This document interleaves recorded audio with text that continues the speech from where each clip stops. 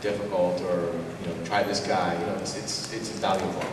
I don't really like shamelessly plugging the courses, but I'm going to, because we spend a lot of time in the introduction courses going over networking, going over real skills. So a lot of people talk about networking, and I love your question because it always annoys me when people talk about networking because they never bother explaining what it means. And it takes a long time to explain how to do it effectively, but very quickly I can give you a couple of good tips. If you're talking to editors, you're talking to artists, especially if you're talking to editors, be relaxed. Don't feel, I don't know if you're thinking of writing or art. If you're thinking of writing, don't have an agenda of shoving your pitch in their hand. Try to have a conversation. If the conversation goes off of comics, let it go away from comics. Because I'm going to talk about comics with literally thousands of people at this show. Literally thousands of people. But if you're the one guy I talk about bowling with, and my love of bowling ambidextrously, I'll remember it. Amazing to watch. Because you'll go, I talked to you about bowling, and I'll be like, right on. It gives me a frame of reference outside of, hey, I was that guy you talked to at San Diego Comic-Con that loved comics. Right. And then the last thing, if you're having a decent, normal kind of conversation with somebody, even if, we all got con eye. You know what con eye is? It's when you're right here talking to me and I'm going like this. Okay, we call it con eye. Doesn't mean we don't want to talk to you, but ask them for their contact information. Holy moly, how important is that? You got to be able to contact them later. They may not give it to you.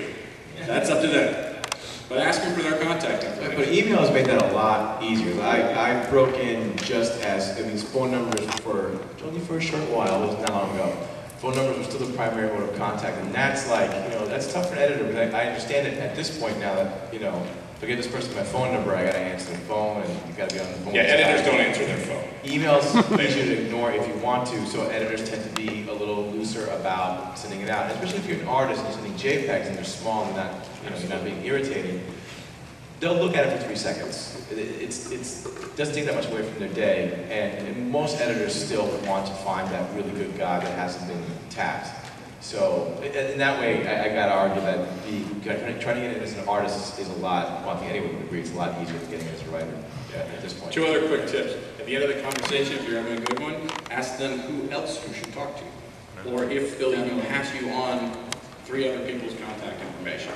Because in one conversation, you could get 4 email addresses. Just quadruple your money. Also, carry a notebook with you. If you have a conversation with somebody, as soon as you walk away, write notes on it. Thanks, guys. Actually, following up on what you Dennis just mentioned, if you're a writer, how do you get out there? Like, how do you get noticed? Oh boy. I think it just seems like it's easier for an artist just because they can it's easier to sort of spot on. It's definitely way easier for artists because you just show people your art and they look at it, and no one's going to sit down and read something that you wrote because they don't have the time and it probably isn't any good. And unless you've written in crayon, a good piece of writing looks exactly physically the same as a bad piece of writing. So how do they know the time you're about to invest is worth it? Yeah, you can't see it at a glance. Well, that's why I tried to break in for 10 years, and then it just took one really lucky phone call for me. It's, Andy probably has a better perspective on this because he spends a lot of time thinking about this, and I only had to think about it when it happened, which was one time. But the way that I was doing it towards the end was I was going to every convention that I could. And I grew up in the Midwest, so I would go to the 2 Motor City cons, which from what I understand aren't really that great to go to anymore. And then every con was in Chicago as well. And I got to really know Renee Geerling as well, who doesn't work in the industry anymore, but at the time, She's a radical. oh, is she really? Yeah. Oh, Okay. okay. Well, there you go. I haven't talked to her in a while. At the time, she was an editor at Top Cow, and she eventually became Top Cow's managing editor, and then she became Top Cow's editor-in-chief. And that all happened over the space of like 5 years that I would see her in every single convention and just talk to her. And so when I moved out to Los Angeles, and Top Cow was in Los Angeles, I emailed her once a week or so for a couple of months, until finally she said, why don't you come in and just do something here? And like I was like, I will clean your, what I ended up doing was they had a storage unit that they had to move out of, and all the stuff in the storage unit was in their conference room, and they hadn't had it cataloged or anything. So I sat in that conference room for weeks and went through everything they had and wrote down what it all was, and that's how I got in the industry. Now, So you literally were like the trash man with a pitch. I was. That's awesome. And I did that all for free, by the way. At the time. Internships. Yeah, I mean, it wasn't even it was technically an internship, I guess, because I was already out of college, but, and then with the understanding that, like, well, maybe I'll get, she'll read stuff of mine now. Now she'll feel like I've done, we have. Should be guilted into it. Yeah, right, exactly. It works. Yeah. So that's what I did. I mean, the point of the story, though, is that you go to conventions enough, you will become familiar with the editors, and you'll become familiar not as that irritating guy who's always bothering them, but as somebody that they can talk to for a little while and talk about whatever. And then that's a long process. The other thing that I'd recommend is publish your own book. Yes. If you can, that's a huge deal. And that gives me a chance to shamelessly plug my own book, which should be showing up any second now. While he's fixing that, I will say that my friends, that people who have had the easiest time breaking in lately have seen people, not just not necessarily publish your own book, but wow, that's fantastic. Thanks. But there's a lot of smaller companies that will pay you very little, but at least you'll be able to write, take your time. Companies like Moonstone, who I recommend, if they're a good small company out of Chicago, they won't pay you much, but they'll give you time, and at least you're not paying out of your own pocket. And then you'll be able to show that work. Or if you're like Fred Van Lente, who wrote X-Men Noir, who wrote Silencers for Moonstone, he actually ended up having some fans of the series at Marvel, and then they wanted to, because they liked his work. Yeah, that's obviously the easy question, is publish your own book. And it works and it's good, but for someone like me who has no artistic talent and has friends that are artists but can't pay them, and it was a logistical, I couldn't get it done. So what was my option? My option was to, catalog a bunch of junk. I think we got time probably for one more.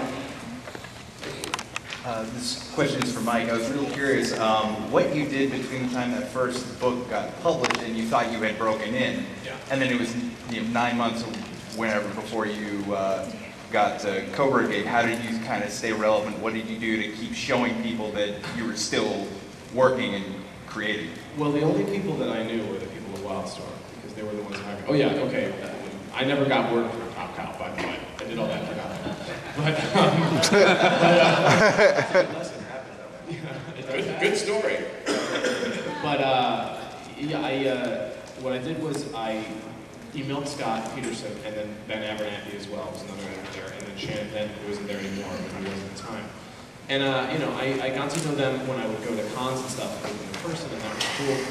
I met them all in New York, and then since I live in LA, I went down to visit them because they were in La Jolla. But what I really did was, I was like, so, you want to do anything great around? And they'd be like, well, send us some pitches. And then I made Scott a promise. I said, I'm going to send you a pitch a week until you agree to do something. And I did that for a while, and then I was running out of ideas. And I'm like, well, they won't even say yes to this anyway, because it sucks, because I just wrote 7 pitches in 7 weeks.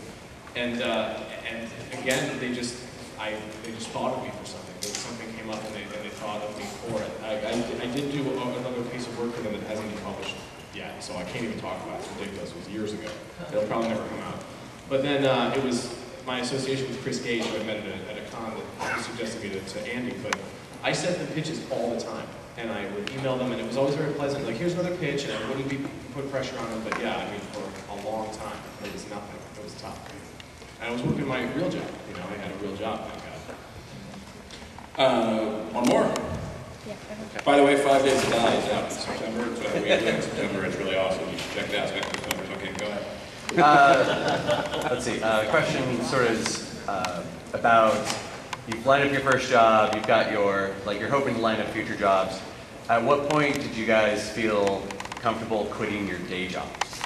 Good question. I had a day job I worked at an art supply store, and I just slowly cut back my hour. I wasn't like, so it was like an hourly rate type thing, and I just slowly, cut back my hours, because, you know, I was getting too much work from Marvel until eventually, you know, I was just working on the weekends or something like that.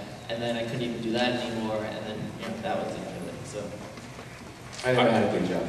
I was working, I did a lot of internships, I did a lot of work, and so I was doing illustration before I got out of school, so I was just lucky.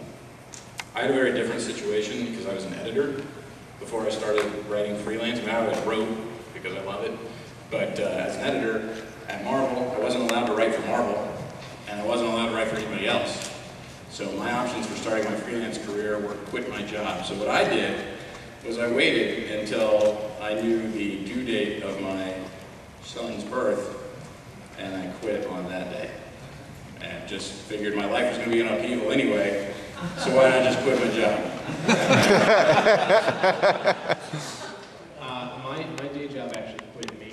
I was working at a production company as a sort of low-level executive in Hollywood, and the company like went through massive financial turmoil because of a series of bad movies that I told them not to make. And I didn't have a job anymore. And then I went broke and asked my parents for money over the course of like 6 agonizing months. And then finally, with Cobra and Transformers, I had enough money to not have to ask my parents for money anymore.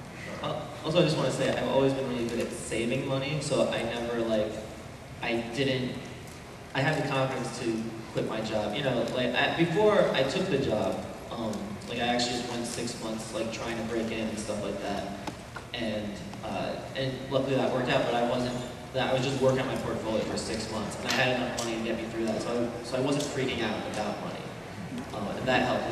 Like I always make sure I have a decent financial cushion. So that is that oddly enough, that goes back to being professional. Right. Because you can annoy the crap out of an editor if you're constantly turning in work and asking for your check sent out that day. And that can really rub a lot of editors the wrong way. So living check to check is really hard. Sometimes you have to. You don't have enough, but definitely try and get a little cushion. Yeah, further to that point, this whole process when you're getting started can be disheartening. You can think to yourself, you know, God, I wish I could just do this and don't have to do anything else. Or because when I say I was working from out of college, I didn't mean, they were all graphics and you know, design jobs and illustration jobs. So they were in my field, but they weren't all great, you know, lovely jobs and catalog work and things like that. But you know, the way to think of it, I think, is like this. Anyone who starts a new business, I mean, if you know someone who starts any business, selling balloons or opening a restaurant or whatever, you know, you either have to get a loan from the bank, and then you know that you're going to run into the red for a long time before you start running into the point, before you start making a profit. Or a lot of these people also do day jobs. You know, husbands and wives that open up businesses, one will work a regular job and then put whatever hours he can until trying to get the business off the ground. This is your business. If you're an artist, if you're a writer, you are starting a new business, and the product is the work that you produce. And so there may be a while before that's really, truly profitable, but that's par for the course in America. And you know, opportunities, we're being, I don't want to sound too dire, I mean, opportunities really do abound. Comics are being produced. People, they do need new people. People want to read comics, and they'll want to read yours if you're persistent and talented.